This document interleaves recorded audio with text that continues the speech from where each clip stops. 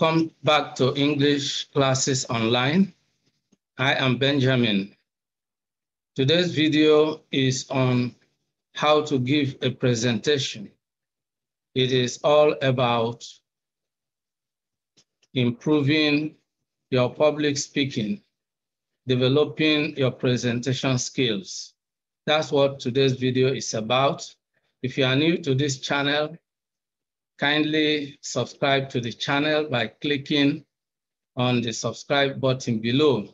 You will find a red button tagged subscribe. Just click on it, and that is all that is required. Click on the bell icon as well, so that whenever a new video is uploaded, you will be instantly notified. So let's get started with today's video. It's really a very important video. I'm excited about it. So let's get started with it. All right.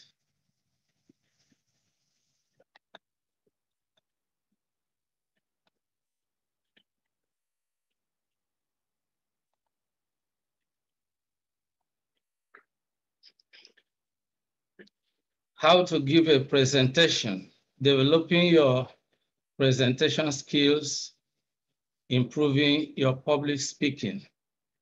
Let's look at the highlights. What is a presentation?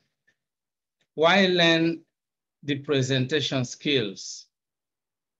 Planning your presentation, which consists of 4 subtopics: the introduction, which is A, the procedure/transition words, the conclusion, and then the questions and answers. We shall look at this one by one.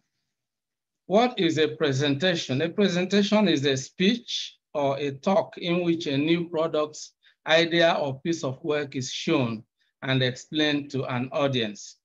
That's what a presentation is, all right? And then a presentation could also be seen as the practice of showing and explaining the content of a topic to an audience or learner. You have something important, something valuable you want to share with a given audience, and that calls for presentation.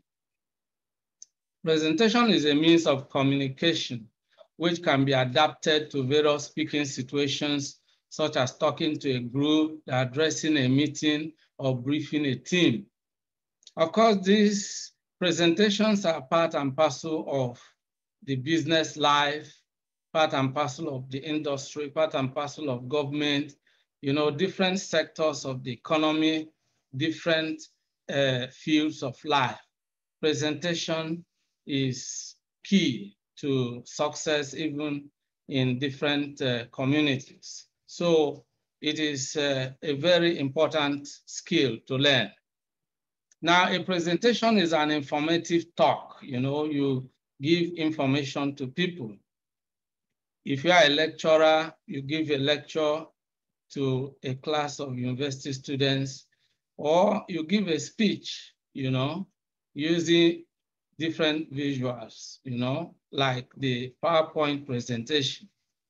These visuals are often called slides, that are projected onto a screen while the speaker talks, A slide is usually an individual screen of a presentation. So presentations are very important because they enhance understanding. Presentations are, very important ways of educating the public about a new idea, sharing a new idea, promoting a new product, all right? Governments use presentations to reorientate the populace about a particular development, new policies of government, and so on and so forth. So presentations are very important. Company policies, when there is a board meeting, the chairman of the board sensitizes the board members to new developments, and so on and so forth. So presentations are very important. sales executives use presentations. Of course, so a presentation is an opportunity to communicate your views or ideas to an audience. And mainly, this can take different forms. We have 5 basic types of presentations. There are more, but at least let's look at some of the presentations, the types, such as the informative type of presentation is meant to inform. You have the educative to educate the audience, the persuasive to persuade the audience. You have a kind of presentation that is just aimed at solving challenges. And you have inspirational presentations or motivational, if you like. Of course, there are different types, just as there are different purposes of making or giving presentations.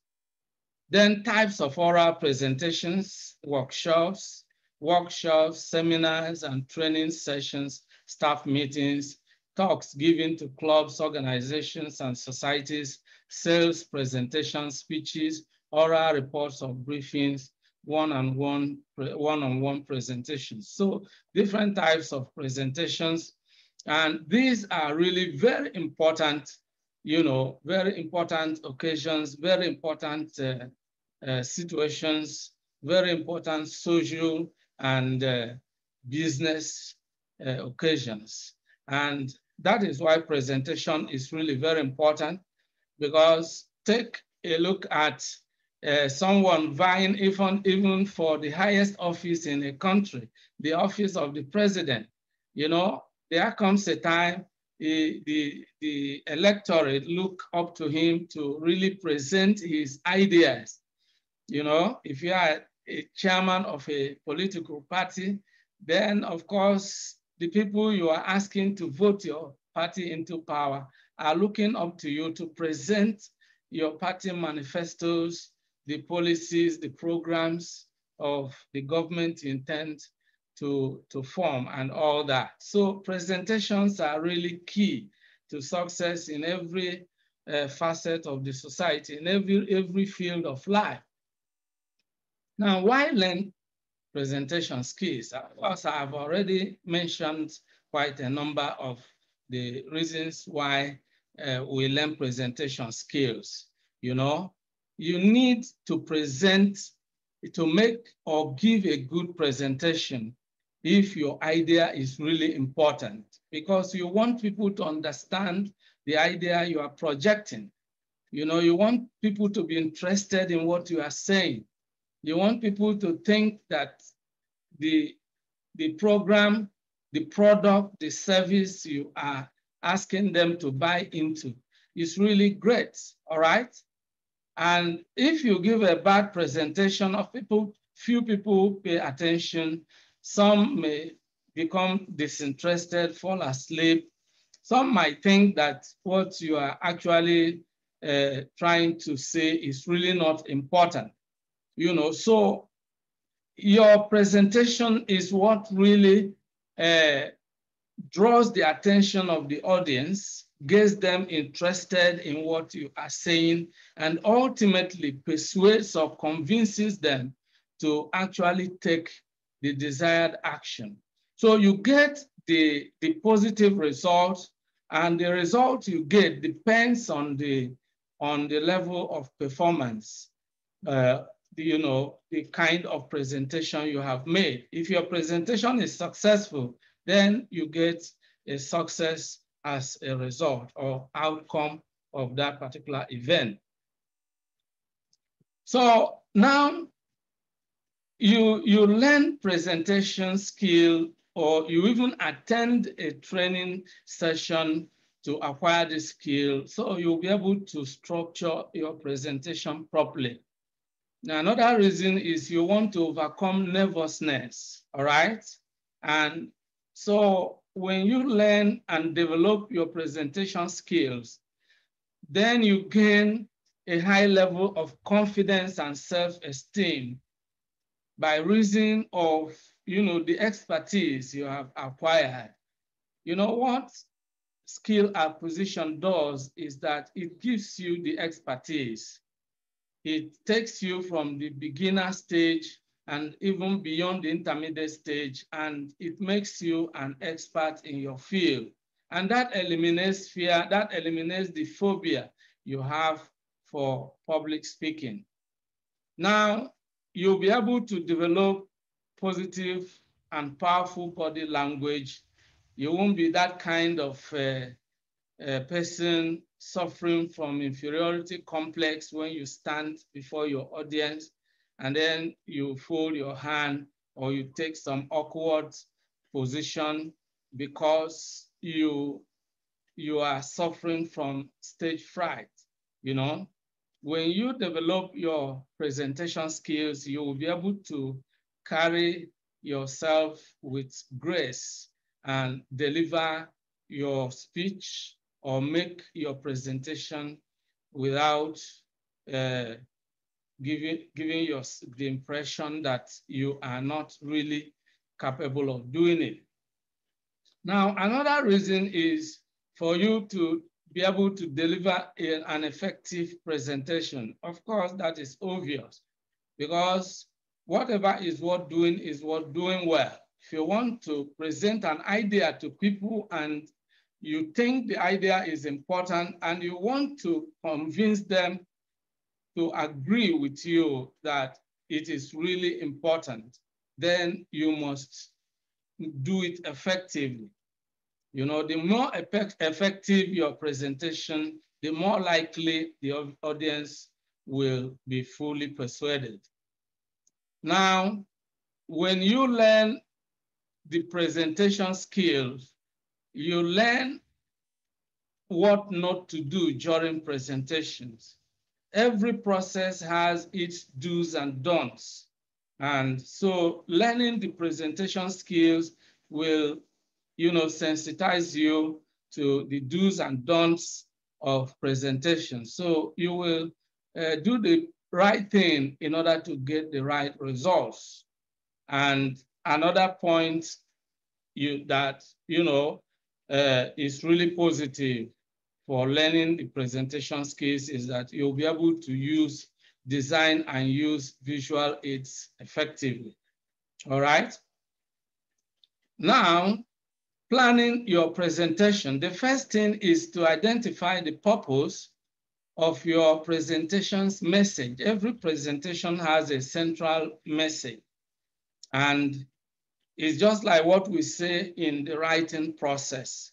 Every good piece of writing has what is called the thesis message. And that is the central or overriding message. That is the viewpoint of the writer or the speaker. So you must plan your presentation by first identifying the purpose. What is the purpose of the presentation? Is it to inform, to persuade, to entertain, or to inspire? All right? So that is really very important. And of course, when you get into the presentation, actually, you discover that most of the time you need a combination of all these.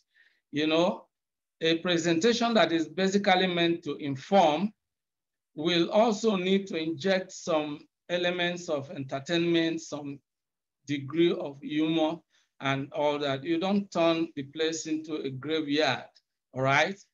You will also need to persuade them, and at the same time, you will need to inspire them. All these are important, but there must be an overriding purpose for your presentation, and all others will be supportive, all right?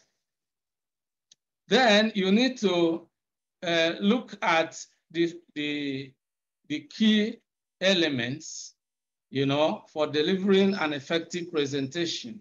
You need to look at the planning, which already we are talking about, the preparation, the delivery. When you plan your presentation, when you really prepare for the presentation, then you will give a very powerful presentation, which means your delivery, your actual delivery will depend on the level of planning and preparation.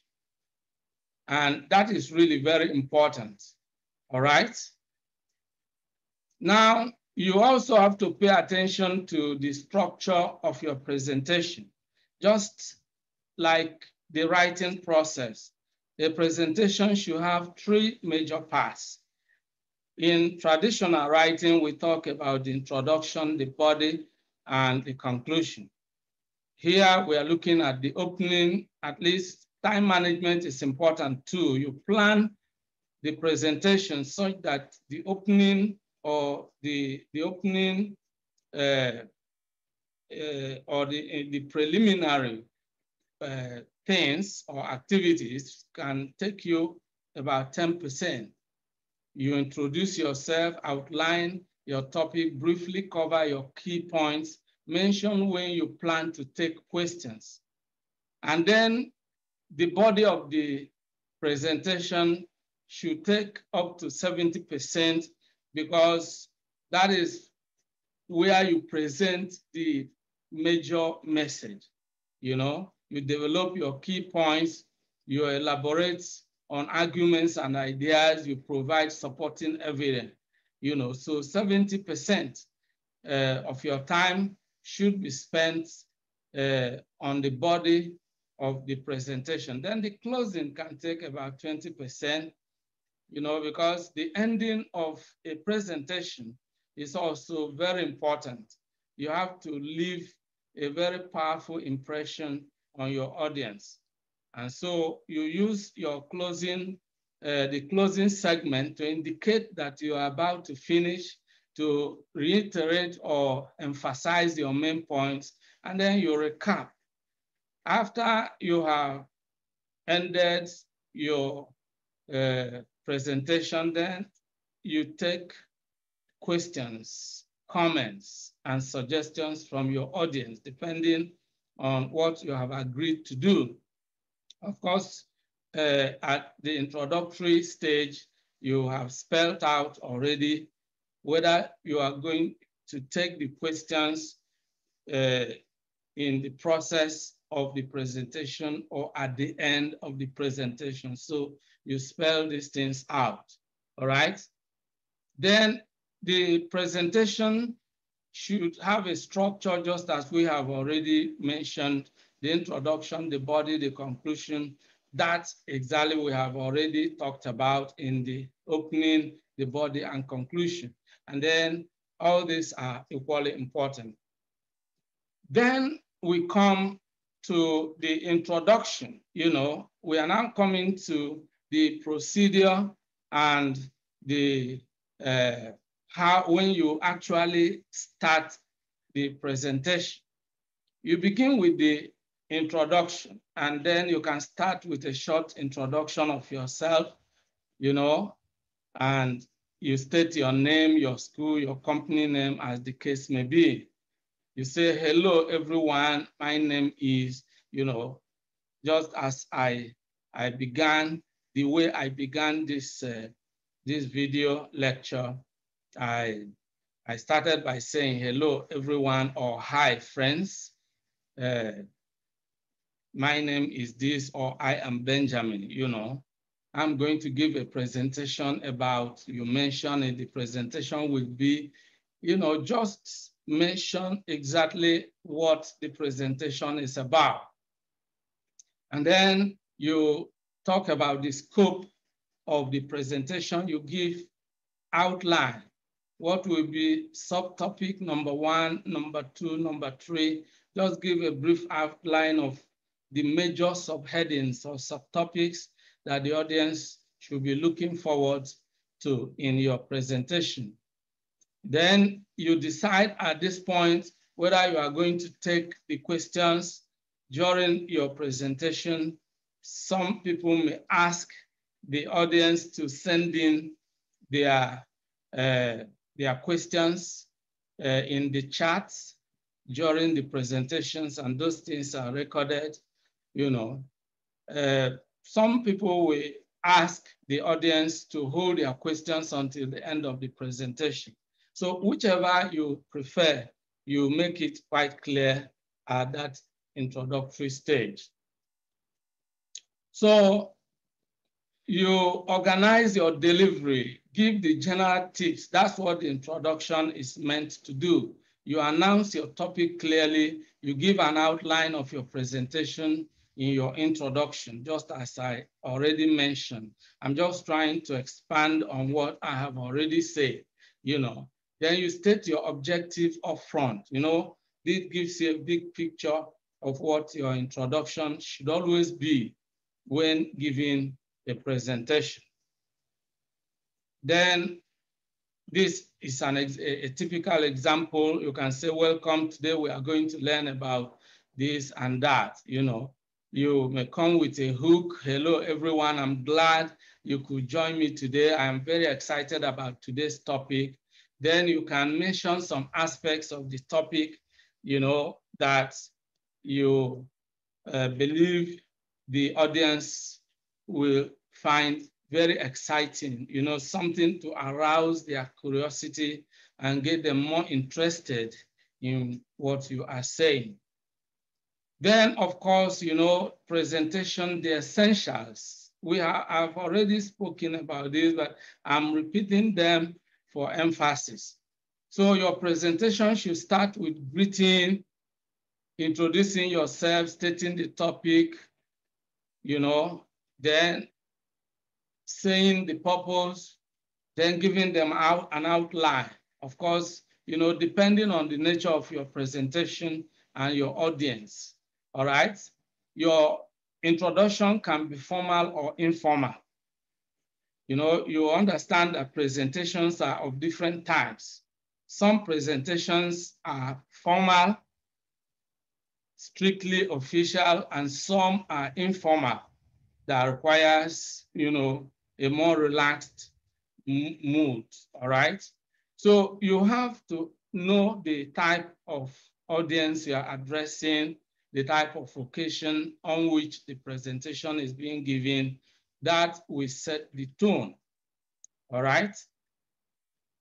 Then we come to the procedure / the transition words, Here we are looking at moving from one stage of your presentation to another. When you start, you can use the transition word first. You can say first, I'd like to talk about this, or now I would like to move on to this, or you can say secondly, all right? And then when you come to the end, you can say finally, I would like to talk about, So you choose exactly. But let's look at how to use transitional words and phrases. Transitional words and phrases are like bridges between parts of your paper. They are clues or cues that help the reader to interpret ideas in the way that you as a writer want them to understand. So, those are transitional words. They help you to carry over a thought from one sentence to another, from one idea to another, from one paragraph to another with words or phrases, So when you use transitional words, you carry the audience along with you. They know when you are through with your introduction and you are now going into the main subjects, the business of the day, And then the body of your presentation is made up of different paragraphs if it is a written presentation. And then when you are moving from one paragraph to another, you carry the audience along as well. So that is the purpose of using transitional words. Transitional words are also used to link your sentences and paragraphs together smoothly. So there are no abrupt jumps or breaks between ideas. Your presentation flows from one stage to another, and the audience can follow your line of thought and the stages of presentation as you move from one stage to another. Then there are several types of transitional words and phrases, and each category leads your reader to make certain connections or assumptions about the areas you are connecting. Now we have quite a number of them. Let's look at presentation language structures. In introducing a topic, you can say the topic I'm going to focus on today is X. The topic of my presentation is X, which, I am going to explore X, in introducing a topic. You can use, transition, language structure, uh, like that. Then you may want to introduce solutions, where you are, trying to present ideas about how to solve certain problems. Then you can say, let's look at two ways in which X can be solved. Or you can say a better solution might be X. You can say when considering how to solve this issue, X might be more effective or something like that. Then when you are introducing visual aids, there's something you want to show the audience. You can say, I would like to show you X, so that they will know, their attention will be focused on what you are showing them. Then in the process of showing them, to draw their attention and make them more interested and focused, you can say, here we can see X, and then you talk about the very item you want them to see and the emphasis you want to give to that particular subject. Or you can say, as you can see from this X, then you give your analysis. You give, it could even be a story behind the visual, or it could be some analysis. It could be some statistics. It could be a reference to a key event that is relevant to the topic for discussion. Then you can say, as you can see from this X, I would like you to look at this, then you give your explanation. All these are necessary in order to drive your message home. Now you use transition phrases like, I'd like to, continue by next looking at X. The word next there introduces the idea that you are moving from a previous idea to a new idea. Or you can say, this leads me to my second point, which is X, or let's next focus on X. When providing examples, you can say one example of this is X. We can exemplify these points by looking at X. This is not the case in other scenarios, however, such as X, So there are different ways. The important thing is, to use these very effective expressions in providing examples. Then sometimes you might have to refer to sources of information just to add credibility or to give a stamp of authenticity to what you are presenting. So in providing sources of your information, you can say X argues that, or it's, claimed by X that, or according to X, or as is reported by X. So you are quoting certain authorities or certain sources of information. And this lends credibility to your presentation, all right? Then, of course, more common transition words and phrases. To show time, you can say first, meanwhile, during, before, next week, until then, all right, just to show time. If you want to add information, you can say in addition, next, most importantly, one reason, for example, in fact, in other words. These are all transition words and phrases that can be used. When you come to the point where you are bringing your presentation to a close, to conclude, you can say finally, therefore, to sum up, all in all, in conclusion, or as you can see. Now, don't ever commit the blunder of saying conclusively, because that is a grammatical blunder. Always say in conclusion, all right? Or you use other phrases like finally, all right? Now, other possible expressions we can use to open the presentation, you can say to begin with or to start with, in the first place, firstly, first, the first way, the first reason. You know, when you want to connect ideas, you can say additionally, or another reason why, or secondly, thirdly, next, also. One last example, you know, for instance, for example, lastly, in fact, furthermore, moreover, the last reason. You know, these are various ways of, introducing new ideas during your presentation. To close, as we earlier said, we have already mentioned quite a number of them. In conclusion, to sum up, to summarize, in summary, finally, to wrap it all up. Therefore, you can see why, you know, there are no hard and fast rules as to how you can open, continue, or close your presentation. But the more you familiarize yourself with these effective transitional words and phrases, the more fluent you become and the more effective your delivery when giving a presentation.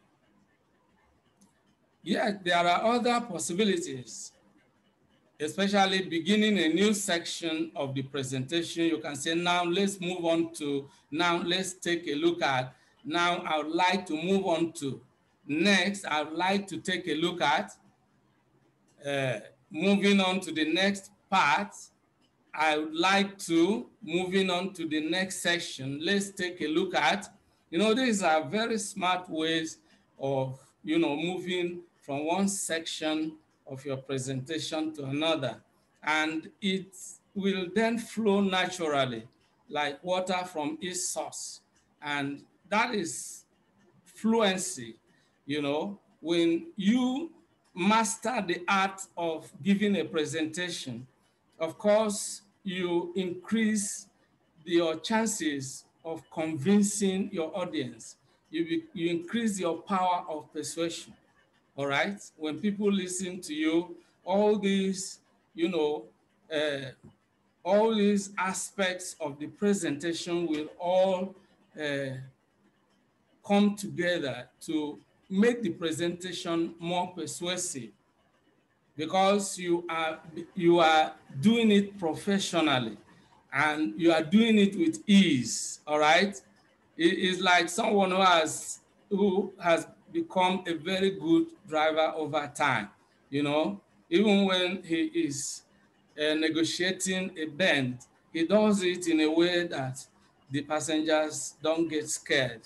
Everything just flows naturally, and in such a situation, you feel comfortable, you know, you become more interested, the journey becomes smooth, and the smoother the journey, the more interesting it becomes. That's what happens in presentations. Now we come to the conclusion. You can say, I'd like to conclude today's presentation by, or to end today's presentation. You know, we already looked at these possibilities. Of course, the summarizing aspect is also very important. You can say, well, that brings us to the end of the final section. Now I'd like to summarize by, all right? Then you recap the key points you have discussed in the body of the presentation. Or you can say that brings us to the end of the final section. Now I can just summarize the main points again. Or you can say that concludes my presentation. Now I can just summarize the main points. Or that's an overview of. Now, just to summarize, let's quickly look at the main points again. That actually is a very smart way to try and bring your presentation to a close. Now, once you have ended your presentation, then you can give your audience the opportunity to ask questions or make comments if they have any, or suggestions if they have any. So you can say if there are any questions, I would be happy to entertain them. Or you can simply say thank you for your attention. Any questions or comments? All right. You can say thank you for your attention, questions, comments, volunteers, So just to indicate that the time has come for questions to be entertained, for comments, for, volunteers, whatever, it's now time for feedback from the audience. That's just what it means. So this brings us to the end of today's video. We have been looking at how to give a presentation, and I believe we have done justice to that. We have looked at how you can develop your presentation skills, how you can improve your public speaking. So I want to thank you for being part of today's episode. If you have enjoyed today's video, like the video and share the video with your friends and relations. Don't forget to subscribe to this channel, because on this channel, we discuss a myriad of topics, and we share ideas that will help not just students, but people from different walks of life. So if you are really interested in what we are doing on the channel, subscribe to the channel and click on the bell icon so that whenever new videos are uploaded, you will have access to the videos. Having said that, I will also urge you to come up with whatever comments or concerns you may have, or whatever suggestions you may have. If you have suggestions concerning maybe some topics you would want us to talk about in subsequent videos, feel free to leave all these comments and suggestions in the comments section. I want to thank you, all of you out there who have shown massive support, very huge support to this channel. I want to say a very big thank you to all of you, and I wish you all well. See you in the next video, and remain blessed.